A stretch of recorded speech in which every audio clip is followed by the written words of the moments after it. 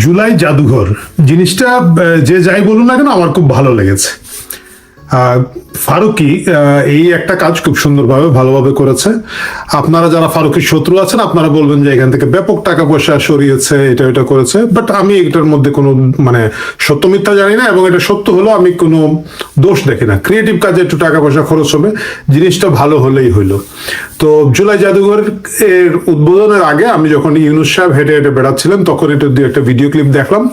তো এখন ভাবলাম যে যেহেতু এটা উদ্বোধন হয়েছে কি অবস্থা দেখি, এটার জন্য একটা ভিডিও স্ক্রল করছিলাম। তো সেই ভিডিও স্ক্রল করে কি দেখলাম সেটা খুব ইন্টারেস্টিং। আমাদের থেকে তারা 50 টাকা সমমূল্যের একটা টিকিট নিয়েছে, কিন্তু আমাকে টিকিট ধরিয়ে দেওয়া হয়েছে 3 থেকে 12 বছর বয়সে বাচ্চাদের একটা টিকিট, যার সমমূল্য 20 টাকা, কিন্তু আমার থেকে তারা নিয়েছে 50 টাকা। জুলাই পরবর্তীতে জুলাইয়ের একটা স্মৃতিময় জায়গায় জনগণের সাথে কর্তৃপক্ষের স্রেফ প্রতারণা। আসলে আমি একজন পূর্ণবয়স্ক অ্যাডাল্ট পারসন। এখন আমরা আসছি আজকে জুলাই স্মৃতি জাদুঘরে। তো এখানে এসে আমাদের থেকে তারা 50 টাকা সমমূল্যের একটা টিকিট নিয়েছে, কিন্তু আমাকে টিকিট ধরিয়ে দেওয়া হয়েছে 3 থেকে 12 বছর বয়সে বাচ্চাদের একটা টিকিট, যার সমমূল্য 20 টাকা, কিন্তু আমার থেকে তারা নিয়েছে 50 টাকা। মানে ভিডিওতে দেখলাম এই প্রথম দিন মানে জাদুঘর খোলার পরে যখন প্রথম লোকজনকে ঢুকতে দেওয়া হচ্ছে ওই দিন থেকে চুরি শুরু হয়ে গিয়েছে। 50 টাকার টিকিট এই শিশুদের যে টিকিটটা আছে সেটা দেওয়া হচ্ছে, এবং সেটা দিয়ে 30 টাকার টিকিট দিয়ে 50 টাকা নেওয়া হচ্ছে, বাকি 20 টাকা গাপ।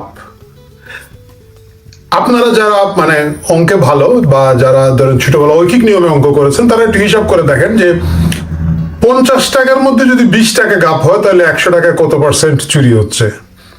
সুতরাং আপনারা যারা আগে থেকে 10% বলেন তারা এখন হিসাবটা শুধরায় নেন ভাই। মানে কি বলবো আর কি, এটা মানে বাটপারে চুরির তো একটা সীমা থাকা উচিত, তাই না? জুলাই জাদুঘর একটা ভালো জিনিস, পবিত্র জিনিস, সুন্দর জিনিস বানানো হয়েছে জুলাইয়ের আন্দোলনের জন্য। সেটাতে বানানোর সময় একটা চুরি করেছে সেটা ঠিক আছে, সেটা ক্রিয়েটিভ কাজের চুরি, তো আমি আগে অ্যাপ্রুভ করে দিলাম। লোকজন ঢুকছে ওইটা থেকে চুরি করবে সেটাও ঠিক আছে, কিন্তু একেবারে প্রথম দিন থেকে চুরি করে ফেলাটা একটু বেশি হয়ে গেল না? তো এই চোরদের কাছে পড়েছে দেশ আর কি। এর মধ্যে আমি দেখলাম যে সাদেক হোসেন খোকার সন্তান আমাদের ইশরাক সাহেব দাবি করেছেন যে জুলাইয়ের যারা মারা গিয়েছিলেন তাদের কবর বাধাই করার জন্য 2 লাখ টাকা করে দেওয়া হয়েছিল, ওই টাকাটাও গায়েব হয়ে গিয়েছে। আমি বিশেষ করে আমার সাংবাদিক বন্ধুদেরকে অনুরোধ করি যারা জুলাইতে মারা গিয়েছেন তাদের কারো কারো কবর একটু খুঁড়ে ফেলাটা তো মানে হয় না, একটু স্ক্যান করে যদি কোনোভাবে দেখতে পারেন। যে আমার ধারণা এদের অনেকের কঙ্কাল পর্যন্ত নিয়ে মেডিকেলে বিক্রি করে দিয়েছে। এই হচ্ছে গিয়ে এই বাটপারদের কবলে এই মুহূর্তে বাংলাদেশ আছে আর কি, দীর্ঘদিন ধরে আছে। তো এই যখন অবস্থা তখন আমি ভাবলাম যে জুলাই জাদুঘরটা যেরকম একটা সুন্দর হয়েছে একইভাবে আমাদের এখন একটা জুলাই চিড়িয়াখানা করা উচিত। জুলাই চিড়িয়াখানা করে এই যে চিড়িয়াগুলা মুক্ত হয়েছে 5 আগস্টের পরে বিভিন্ন কিসিমের চিড়িয়া, এই চিড়িয়াগুলোকে এখন আসলে একটা খাঁচা বন্ধ করা হোক না হোক, মানে একটা চিড়িয়াখানা রাখা উচিত। এদেরকে আমরা টিকিট কেটে গিয়ে দেখবো, এদেরকে যদি আমরা টিকিট কেটে গিয়ে না দেখি তাহলে জিনিসটার মজা থাকে না। এর চেয়ে বড় কথা হচ্ছে দেশকে এখন একটা সিস্টেম এবং শান্তিতে যদি নিয়ে যেতে হয়, একটু থিতু করতে হয়, তাহলে এই যে জুলাই মানে আপনারা তো বলবেন জুলাই জঙ্গি, ওইভাবে বলা ঠিক না, কিন্তু এই যে তথাকথিত জুলাইয়ের লোকজন যেগুলা মানে কবর বাঁধায় টাকাটা পর্যন্ত খেয়ে ফেলতেছে, জাদুঘর এটা বানাইছে তাদের জন্য, তাদের আন্দোলন বিপ্লব, তাদের ইতিহাস বর্ণনা করার জন্য, ওইটা প্রথম দিন থেকে টাকা খাওয়া শুরু করেছে। দুঃখ লাগে বেচারা রাষ্ট্রপতির জন্য। বেচারা রাষ্ট্রপতি প্রথম যখন রাষ্ট্রপতি হয়েছেন, ভারপ্রাপ্ত রাষ্ট্রপতি হয়েছেন, একটা ইংরেজি বক্তৃতা দেওয়ার সুযোগ পেয়েছিলেন। কারণ হচ্ছে জুলাই উপলক্ষে তারা একটা অনুষ্ঠান করেছেন এবং এখানে বিভিন্ন দেশের রাষ্ট্রদূতদেরকে দাওয়াত দেওয়া হয়েছিল। বেচারা রাষ্ট্রদূতরা পালিয়ে গিয়ে যান বাঁচাইছেন, মানে এমন প্রোগ্রাম। আপনারা জানেন যে কূটনৈতিক নিয়ম এবং শিষ্টাচার হচ্ছে যদি কোনো দেশের রাষ্ট্রপ্রধান বা সরকার প্রধান থাকে, তিনি যতক্ষণ বক্তৃতা দিবেন না একজন রাষ্ট্রদূত ওই দেশের ওইখানে উঠে যেতে পারেন না, মানে এটা একটা বেয়াদবি। কিন্তু আমাদের বেচারা রাষ্ট্রপতি ইংরেজিতে একটা বক্তৃতা লিখে নিয়ে গেছিলেন, উনি নিজে বলেছেন। কিন্তু এখানে যারা বিদেশি বসা ছিল আমি মনে মনে চিন্তা করছিলাম যে ইংরেজিতেই ভাষণ দেবো, বিদেশিরা দেখুক 16 বছর আমরা কিভাবে কাটিয়েছি, কিন্তু তারা তো চলেই গিয়েছে। সেই বক্তৃতা দেওয়ার আগে এই রাষ্ট্রদূতেরা যান নিয়ে পালিয়ে গিয়েছেন, এইটা আবার ভিডিও আছে। দেশের এই হচ্ছে গিয়ে অবস্থা। দেশের এই যে তামাশা শুরু হয়েছে, যে দেশে আপনি একটা রাষ্ট্রীয় অনুষ্ঠানে রাষ্ট্রপতির বক্তৃতা শোনার আগে রাষ্ট্রদূতটা পালিয়ে যেতে হচ্ছে, যান নিয়ে পালিয়ে যেতে হচ্ছে, সেটা কিন্তু খুব ইন্টারেস্টিং বিষয়। এবং এখানে শেষটা, আপনারা অনেকেই জানেন যে পাকিস্তানের রাষ্ট্রদূতের বাসায় রহস্যজনক অগ্নিকাণ্ড হয়েছে এবং তিনি আইসিইউতে ছিলেন, তার স্ত্রী আইসিইউতে ছিলেন, আমরা শুনলাম। কিন্তু এই খবরটা কিন্তু ধামাচাপা ছিল, 13-14 ঘন্টা পর থেকে মিডিয়া এটা গুজগুজ ফিসফিস হওয়া শুরু হয়েছে। আমরা জানি না এটা কি সাধারণ দুর্ঘটনা ছিল নাকি অন্য কিছু, কেন এই খবর ধামাচাপা দেওয়া হচ্ছে। কিছু রাষ্ট্রদূত দৌড়ে বাঁচতে পারলো, বেচারা কেন বের হতে পারলেন না। এবং পাকিস্তানের ব্যাপারে আমরা জানি তারা একটু জঙ্গি ভালোবাসেন, সুতরাং তাদের কোনো ভাই বন্ধু এখানে আছেন কিনা না, বা অনেকে বলে থাকেন যে একসময় অনেকে পালিয়ে নাকি ওই হাই কমিশনে আশ্রয় নিয়ে থাকতেন, তাদেরকে ওই কোনো দুর্ঘটনা ঘটালেন কিনা না, এটা কিন্তু তদন্তের বিষয়। বাংলাদেশে এসে যদি বেচারা রাষ্ট্রদূতরা বেঘুরে কোনো আক্রমণের শিকার হন, প্রাণহানির শিকার হন বা কোনো ক্ষতির মধ্যে পড়েন, এটা দেখার দায়িত্ব কিন্তু বাংলাদেশি নাগরিক হিসাবে শুধু সরকারের না, আমাদের সকলেরই। এবং আমরা চাই যে এই সময় যে রাষ্ট্রদূতরা আছেন তারা দৌড়ে হোক, পালিয়ে হোক, যেভাবেই হোক প্রাণ রক্ষা করে যাতে চলতে পারেন। কারণ হচ্ছে কূটনীতি একটা ইম্পর্টেন্ট জিনিস। আর এই কূটনীতি যে একটা ইম্পর্টেন্ট জিনিস, সেটার জন্য আপনারা দেখবেন যে এই চিড়িয়াখানায় আমি আরেক কিছু লোকজন রাখতে চাই, যেটা হচ্ছে আমাদের পররাষ্ট্র মন্ত্রণালয়। পররাষ্ট্র মন্ত্রণালয় শেখ হাসিনার ভাষণ দিল্লিতে মানে উনি প্রেস মিট করার পরে খুব রেগে মেগে ডান্ডা করে দেব ঠান্ডা মোডে একটা কিছু লিখেছে আর কি। মানে এটা ইংরেজিতে যখন লিখেছে ভালোই লিখেছে, মানে ইংরেজিতে লেখলে নিশ্চয়ই এটা ভালো কিছু লিখেছে। তো তারা একটা প্রতিবাদ লিপি দিয়েছে, খুব ভালো, খুবই শক্ত প্রতিবাদ লিপি দিয়েছে। আমি তাদের সাথে একমত আছি। ভারতের দাঁত ভাঙা জবাব আমরা এইভাবে দিতে চাই। মুশকিলটা হলো সেটা তারা 9 বার এডিট করেছে। মানে সরকারের এই লেভেলের, মানে আমরা আগে যেটা বুঝতাম, মানে আমরা যখন ছাত্র ছিলাম, আমার মনে আছে যে আমার বাবা বলতেন যে যারা খুব ভালো ছাত্র তারা ফরেন সার্ভিসে যায়, যারা খুব ইংরেজি জানে তারা ফরেন সার্ভিসে যায়, তোমরা একটু ভালো করে ইংরেজি শিখো, ফরেন সার্ভিসে যেতে পারবে। তো আমার ধারণা ছিল অন্যখানে যাই অবস্থা, ফরেন সার্ভিসে যারা আছেন, পররাষ্ট্র যারা দেখছেন, তারা ইংরেজি জানেন। এবং এখন যারা পররাষ্ট্র সামলান, একজন হচ্ছেন রজার রহমান খলিল হিসাবে, খলিল সাহেবকে আপনারা চিনেন, উনি দীর্ঘদিন আমেরিকা থেকে গিয়েছেন এবং তার সাথে আছেন আমাদের দেশি ভাই একজন, প্রধানমন্ত্রীর উপদেষ্টা পদে প্রতিমন্ত্রী মর্যাদা আছেন, তিনি গেছেন আবার আমাদের লন্ডন থেকে, সিলেটি ভাই। তো এই দুজনই তাহলে তো ইংরেজি জানার কথা, এবং তাদের নিচে তো আছেন খুব ভালো ভালো ফরেন সার্ভিস ক্যাডাররা, কিন্তু 9 বার ফেসবুকের একটা পোস্ট এডিট করতে হয়েছে তাদেরকে। আমি সরকারকে অনুরোধ করবো, আপনারা চ্যাট জিপিটি বলে একটা জিনিস আছে, এইটা দিয়ে ইংরেজি লেখা চেষ্টা করেন, এইটা দিয়ে করেন। আপনারা যদি হান্নান মাসুদ মার্কা ইংরেজি লিখেন এবং 9 বার এডিট করেন, এটা দেখতে ভালো দেখে না। ক্লড বলে একটা নতুন এআই এসেছে, এরা নাকি খুব ভালো ইংরেজি পারে, মানে যারা ইংরেজি আমি বেশি একটু লিখতে চান তারা নাকি ক্লডের মধ্যে দিয়ে স্ক্রিপ্ট লেখেন। আপনারা ক্লডও ট্রাই করতে পারেন। এগুলো সাধারণত ফ্রি হওয়ার কথা বা খুব অল্প টাকা দিয়ে আপনারা পারবেন। কিন্তু এই নিজেদের অযোগ্যতা অদক্ষতাটাকে দয়া করে বাইরের দেশের গুলোর সামনে একটু দেখিয়েন না।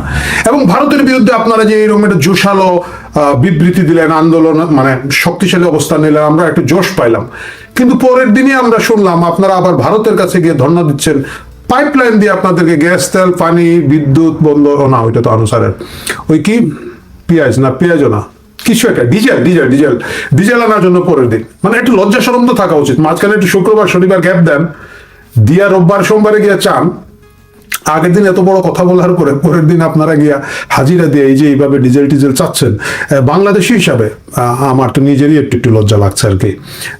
এখন এই যখন অবস্থা, প্রিয় দর্শক, আমার কাছে মনে হয় এই টোটাল কিসিমটাকে নিয়ে আমাদের আসলে একটা জাদুঘর তো না, চিড়িয়াখানা, কারণ এগুলো তো লাইভ জিনিসপত্র, নাহলে আপনি বুঝবেন না। যেমন ধরুন সেদিনের ঘটনা আমি বলি, আমি হঠাৎ করে শুনলাম যে একজন আমার বন্ধু বললো, আমরা এক জায়গায় আড্ডা মারছিলাম, এই বেগম রোকেয়া বিশ্ববিদ্যালয়ে তো ছাত্রদলকে শিবিরে পিটাচ্ছে। তখন বেগম রোকেয়ার নামে এখনো বিশ্ববিদ্যালয় আছে?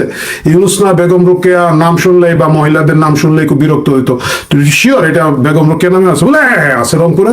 এবং শিবির খুব ভালোভাবে ছাত্রদলকে পেটাচ্ছে, তাদের নেতা টেতা আসছে এবং এটা নিয়ে তারা খুব উল্লাস করছে। আচ্ছা ঠিক আছে, ভাইয়ে মারামারি হইতে পারে।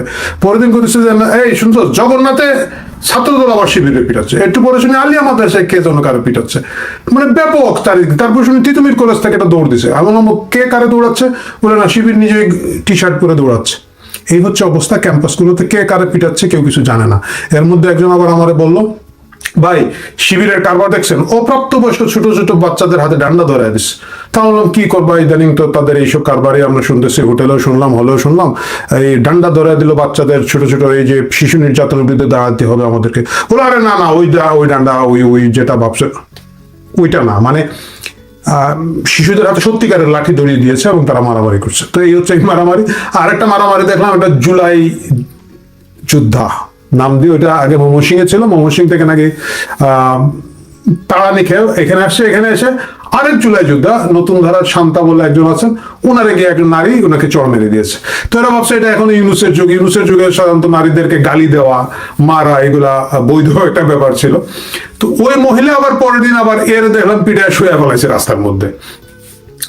তো শুয়েছিস ভালো কথা, কিন্তু ওই মহিলা নিজে আহত হচ্ছে। আবার তুই বাবা সরকারি হসপিটালে গেছে কেন? সরকারি হসপিটালে গেছে, এ আবার তার সন্ত্রাসীদেরকে নিয়ে গিয়ে আবার এদেরকে মারছে, এবং অবভিয়াসলি শেষ পর্যন্ত উদ্ধারকারী জাহাজ হামজা, সরি এই তারেক রহমানের পুলিশ এসে ওই মহিলাকে ধরে নিয়ে গেছে, গিয়ে এখন গ্রেফতার আছে।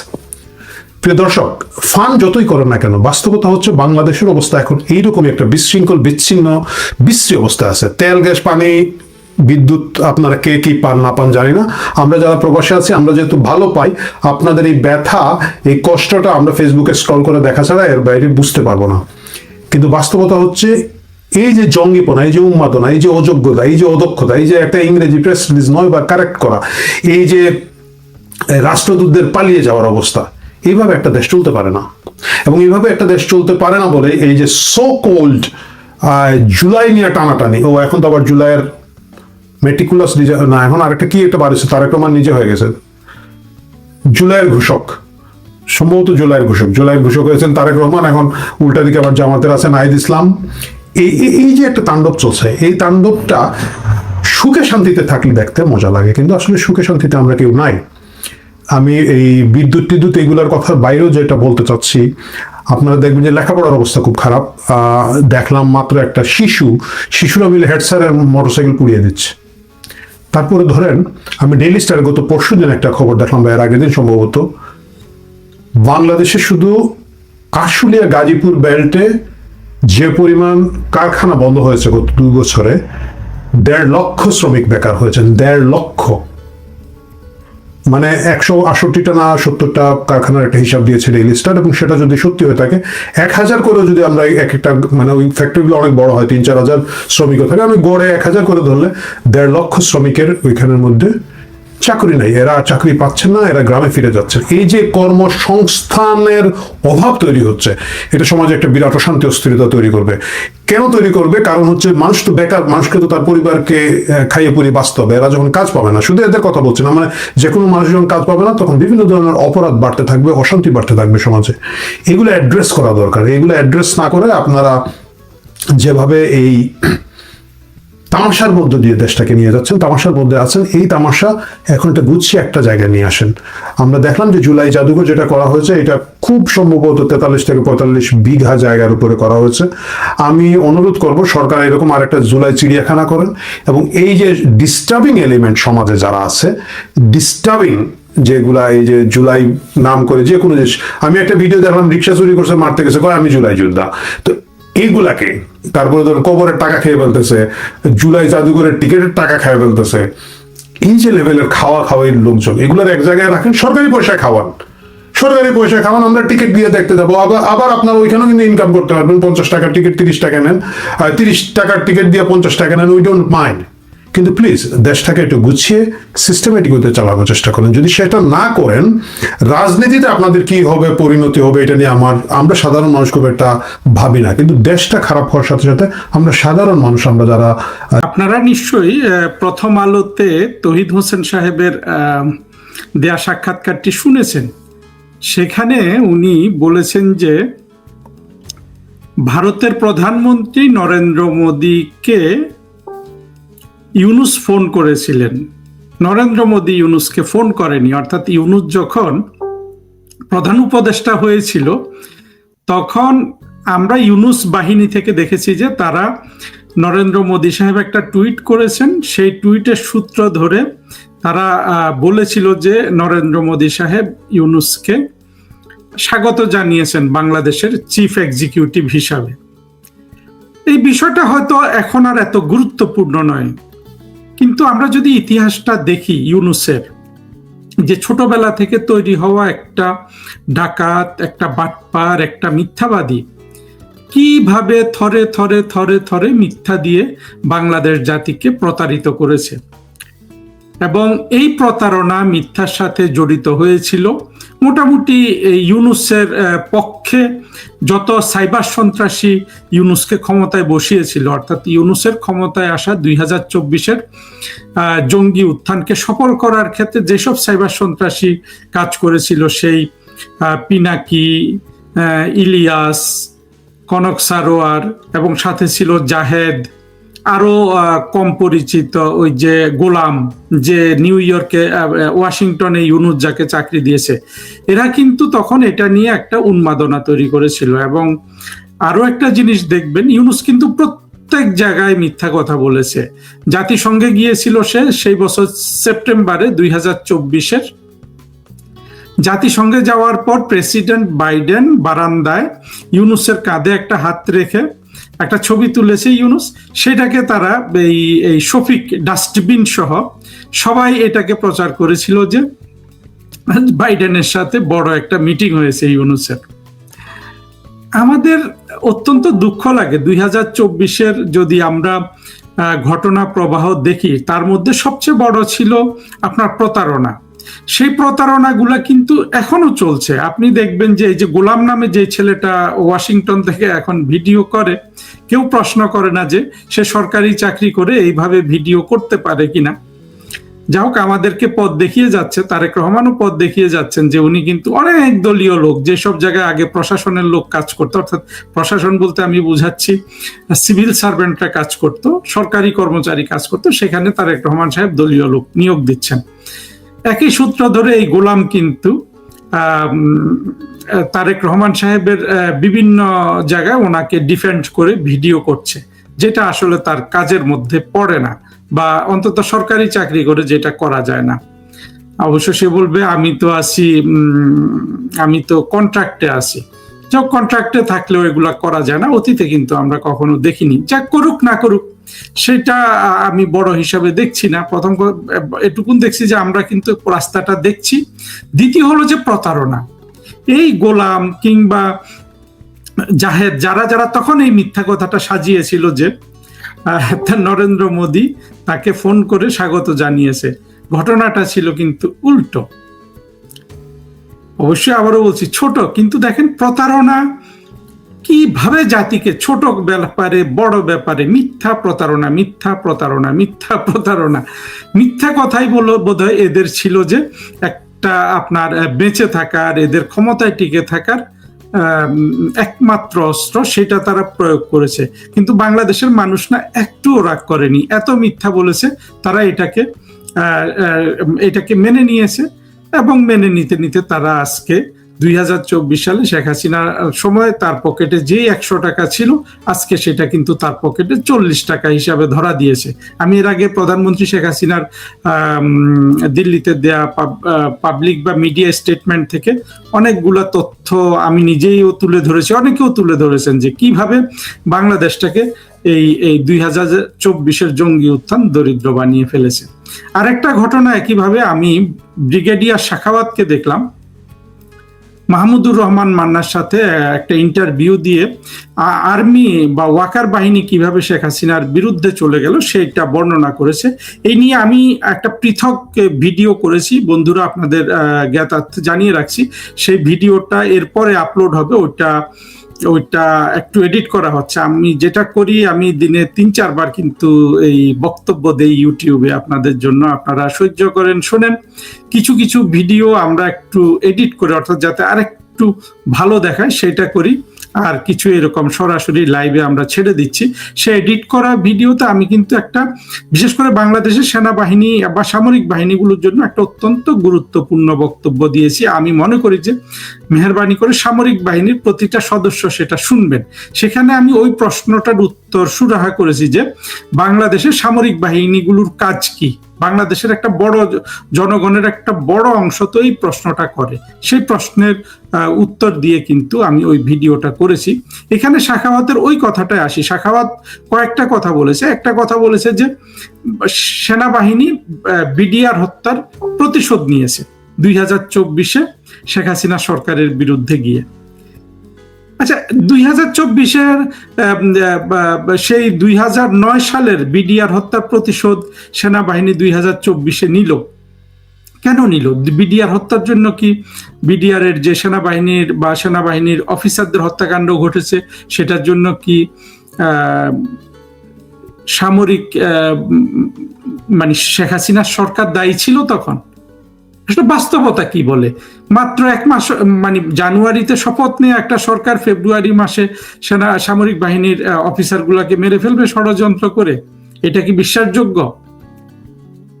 এই প্রশ্নটা কিন্তু কেউ করছে না। আমি বিডিআর এর ওই হত্যাকাণ্ডে অবশ্য অত্যন্ত দুঃখজনক ঘটনা, এবং এই ঘটনাটা কেন ঘটেছে এটা আমি নিজে কিন্তু অনেক মানুষের সাথে কথা বলার চেষ্টা করেছি, এবং ওই হত্যাকাণ্ডে নিহত হয়েছেন এমন একজন অফিসারের নিকটাত্মীয়, মানে পরিবারের আর কি, পরিবারের একজন মানুষকে আমি জিজ্ঞেস করেছিলাম, যিনি আবার একই সাথে সরকারের একটা অত্যন্ত দায়িত্বশীল পদে ছিলেন, যে এটা কেন হয়েছিল।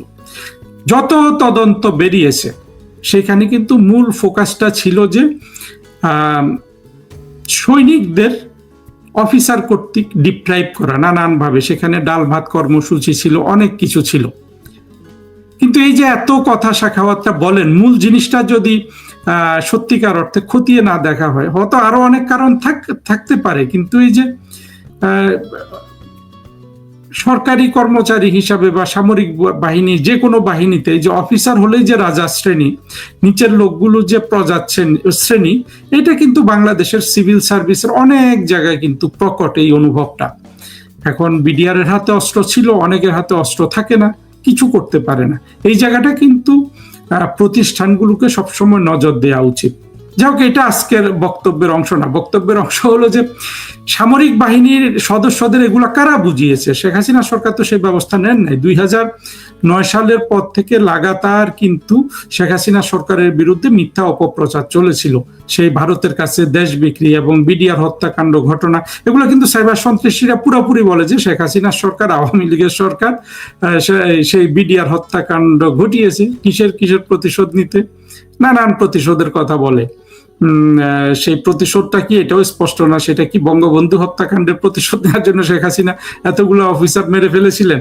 ক্ষমতায় এসে এটা সম্ভব? মানে আরেকটা বলা হয় যে ইন্ডিয়ার সাথে যাতে আর কোনোদিন সেনাবাহিনী মাথা তুলে না দাঁড়াতে পারে। আচ্ছা, 57 জন অফিসার বেঁচে থাকলে কি সেনাবাহিনী ইন্ডিয়ার সাথে মাথা তুলে দাঁড়াতে পারতো?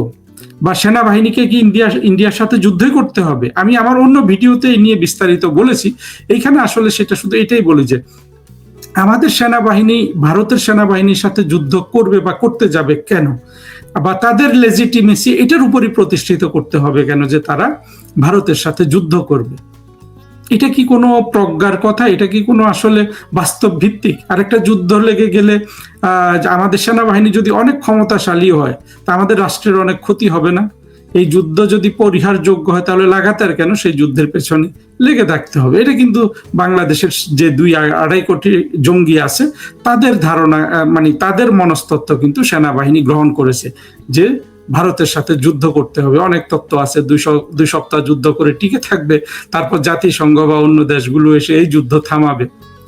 আমি সেনাবাহিনীর সদস্যদের অন্য জায়গায় প্রশ্ন করেছি, এখানেও করছি যে এই যে তত্ত্বগুলো বা এই নীতিগুলো আপনারা বিশ্বাস করেন, এর চেয়ে কি উন্নততর কোনো নীতি আপনারা খুঁজে পান না আপনাদের গ্রহণযোগ্যতা বা সমাজে রাষ্ট্রে আপনাদের অপরিহার্যতা প্রমাণের জন্য? আমি আবারও বলছি, এই ভিডিওতে আমি সেখানে দীর্ঘ কথা বলছি না, আমি অন্য একটা ভিডিওতে বলেছি, আশা করি আপনারা শুনবেন। এখন সাখাওয়াতে চলে আসি। এই যে 2 জন উপদেষ্টা, দস্যু ইউনূসের 2 জন উপদেষ্টার নাম বললাম, একজন তৌহিদ হোসেন, একটা সাখাওয়াত হোসেন। সাখাওয়াত হোসেনকে আমরা কিন্তু মাঝে মধ্যে ভাবি যে উনিও হয়তো একটু বিবেকবান আছেন, মাঝে মধ্যে বিবেকের কথাও বলেন। আসলে বোঝা যায় যে এই সাখাওয়াত হোসেনও, তার সম্পর্কে তো অনেক কথা বের হয়েছে যে চট্টগ্রাম বন্দরে তার ছেলে দুর্নীতি করছে, এগুলো আমরা কিন্তু শুনেছি।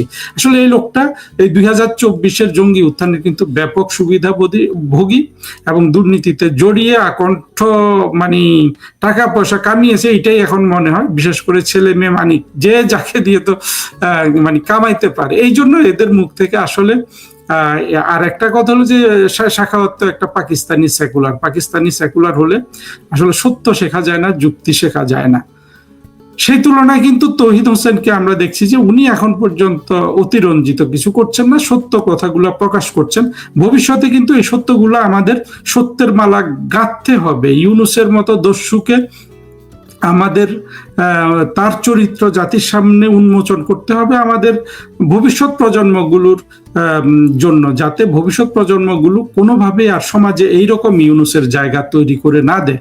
শেখ হাসিনা হয়তো ইউনূসের সাথে পারতেন না, অর্থাৎ 2024-এর আগে শেখ হাসিনা ইউনূস সম্পর্কে অনেক সত্য কথা বলেছিলেন। ইউনূস কিভাবে রাষ্ট্রের বিরুদ্ধে ষড়যন্ত্র করেছে, হিলারি এবং বিল ক্লিনটনকে নিয়ে কিভাবে বিশ্বব্যাংকে পদ্মা সেতুর কাছ থেকে সরিয়েছে, এগুলো আজ দিবালোকের মতো পরিষ্কার।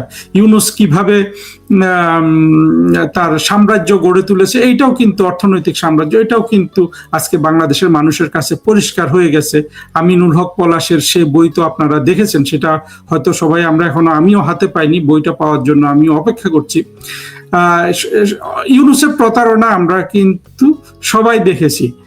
এবং আমার বক্তব্যটা হলো যে ইউনূসকে শেখ হাসিনা আসলে কোনোদিন 2024-এর আগে এই এত বড় দানব এবং দৈত্যকে শেখ হাসিনার ক্ষমতা ছিল না পরাজিত করার। কিন্তু 24-এর জঙ্গি উত্থান দেখেন সারা বাংলাদেশের সামনে ইউনূসকে কিন্তু উন্মুক্ত করে ফেলেছে। এবং ইউনূস কিন্তু ন্যাচারালি, শেখ হাসিনা যে বলেন ন্যাচারালি যে একটা শুদ্ধ অভিযান চলে, সেই মানে প্রাকৃতিক শুদ্ধিকরণের মাধ্যমে ইউনূস আজকে বাংলাদেশের জাতির সামনে পরিষ্কার হয়ে যাচ্ছে। এবং তৌহিদ হোসেনরা যত বেশি সত্য প্রকাশ করবেন ভবিষ্যতে তাদের জন্য হয়তো সেটা তত মঙ্গল হবে। এবং আমাদের ইউনূস সম্পর্কে আমরা যা যা জানি না, মেহেরবানি করে সবাই জানাবেন। এখন এত বড় প্রতারককে তারেক রহমান রাষ্ট্রপতি বানাবে কি বানাবে না, আমার ধারণা তারেক রহমানের উপর যদি কোনো চাপ থেকেও থাকে, এটা কিন্তু একটা বড় ধরনের ডিলেমা হয়ে থাকলো তারেক রহমানের সামনে। আর এই ভিডিওটা শেষ করছি বন্ধুরা, বেশি কথা বলার প্রয়োজন নাই, দুটো গুরুত্বপূর্ণ কথা আপনাদের সাথে শেয়ার করলাম। এবং শেখ হাসিনার গতকালকের বা ওই তার যে দিল্লিতে যে বক্তব্য দেয়া হয়েছে আপনারা জানেন, এর মধ্যে এটা প্রায় 50 কোটি মানুষ দেখেছে। চিন্তা করেন, এই 50 কোটি মানুষ তো সব শেখ হাসিনার সমর্থক না, কিন্তু শেখ হাসিনা যে সারা পৃথিবীতে এখন সবচেয়ে বেশি মানুষের অ্যাটেনশনের কেন্দ্রবিন্দুতে সারা পৃথিবীতে, এটা কিন্তু প্রমাণ হয়ে গেছে। এখান থেকে বোঝা যায় যে শেখ হাসিনার গুরুত্ব কতটুকু। এই গুরুত্বটা এসছে কিন্তু শেখ হাসিনা যেহেতু ইতিহাসের পক্ষে ছিলেন, তিনি বাংলাদেশের একমাত্র ত্রাণকর্তাই না, ইতিহাস এবং সভ্যতা এই দুটার পক্ষে থাকাতে আজকে দেখেন শেখ হাসিনা অলমোস্ট 2 বছর কিন্তু উনি সীমিত জীবন যাপন করে, ওনার পাবলিক লাইফ মানে পাবলিক ডোমেনে উনি ততটা ছিলেন না, কিন্তু তিনি কিন্তু যে আছেন, তিনি অন্তরালে থেকেও যে তার প্রতি কত মানুষ তাকিয়ে আছে, শত্রু এবং মিত্র দুটো পক্ষই, সেটা কিন্তু প্রমাণ হলো। এবং আমাদের সবাইকে শেখ হাসিনার প্রতি আস্থা রাখতে হবে। এবং আপনারা জানেন যে তারেক রহমানের সরকার কিন্তু কোনোভাবে অর্থনীতির উন্নতি করতে পারবে না, পারছেও না। বাংলাদেশের মানুষ দরিদ্র হয়ে যাচ্ছে, এরা দ্রুত দরিদ্র হবে। যত দেরিতে শেখ হাসিনাকে ডাকবে তারা দরিদ্রতর থেকে দরিদ্রতম হতে থাকবে। এটা আমাদের জন্য, বিশেষ করে শেখ হাসিনা সৈনিকদের জন্য একটা মধুর সিচুয়েশন না? বলুন না, নিজেকে প্রশ্ন করে দেখুন। এইটা চিন্তা করে সবাই ধৈর্য ধারণ করুন। আসলে আমাদের সামনে সুদিন আসছে, কারণ আমি যতটা বুঝি বাংলাদেশের মানুষকে, তারা সবকিছু, তারা জঙ্গি প্রেমী সবকিছু, কিন্তু ক্ষুধার ব্যাপারে তারা অধৈর্য। এবং ক্ষুধাটা যে সমাজের সুবিধাভোগী রাজনীতিবিদ, আমলা বা দুর্বৃত্ত শ্রেণী, দুর্নীতিবাজদের কারণে তারা ক্ষুধা তাদের নিত্যসঙ্গী হয়ে যাচ্ছে, সেটা তারা বুঝতে পারেন। ওই জায়গায় হলো তারা প্রতিবাদ করবেন। এবং বাংলাদেশের অন্যান্য সরকারগুলোর সাথে বা সরকার প্রধানদের সাথে শেখ হাসিনার একটা তুলনামূলক চিত্র তারা মনে মনে আঁকবেন। আর যেদিন তারা ব্যাপারটা বুঝতে পারবেন সেদিন কি আসলে কোনো ধরনের দমন পীড়ন ওয়াকার বাহিনী এই জনতাকে থামিয়ে রাখতে পারবে?